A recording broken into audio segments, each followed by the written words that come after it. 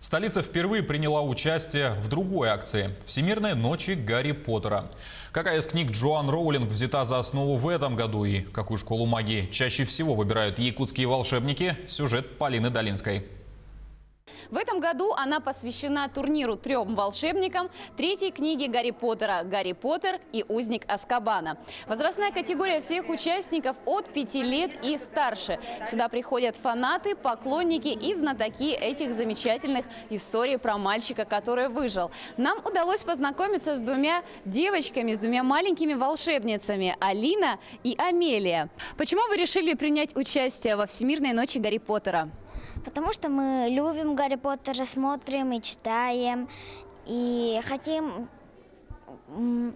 побывать впервые в квизе Гарри Поттера. Большое тебе спасибо. Амелия, расскажи, пожалуйста, кто твой самый любимый герой из сказок про Гарри Поттера? Гермиона и Гарри. А чем они тебе понравились? Гарри был очень смелый и сильный, а Гермиона она знала все заклинания. Расскажи, какое заклинание знаешь ты? Экспеллиармус, Патронус и остолбенеть. Замечательно. Вот такие вот юные знатоки собираются на сегодняшнее мероприятие. Нам удалось пообщаться с организаторами. Дарья, здравствуйте. Расскажите, как проходила подготовка к этому мероприятию и что вы подготовили для всех участников?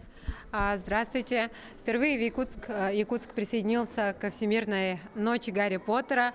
Мы вышли на организаторов, заполнили специальную форму. И вот наша столица, первый город Дальнего Востока, присоединился ко Всемирной акции, которая организована британским издательством Bloomsbury. Мы готовились очень тщательно, подготовили фотозоны, различные реквизиты, мастер-классы по созданию волшебных палочек, по плетению фенечек по расцветкам своих факультетов.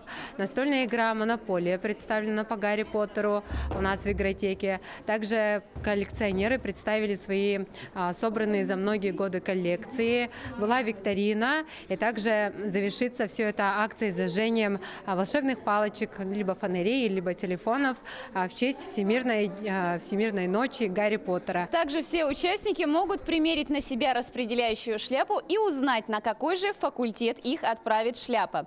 Эта возможность представилась мне, и сейчас мы узнаем, на какой же факультет я попаду. Закрываем глаза, наш волшебный кубок, руки. Так. И вытягиваем наш факультет. Распределяющая шляпа отправила меня на факультет Равенкло. Как Тевран. Поздравляем. Факультет храбрых и отважных. Большое спасибо. Полина Долинская, Павел Пахомов, Якутск.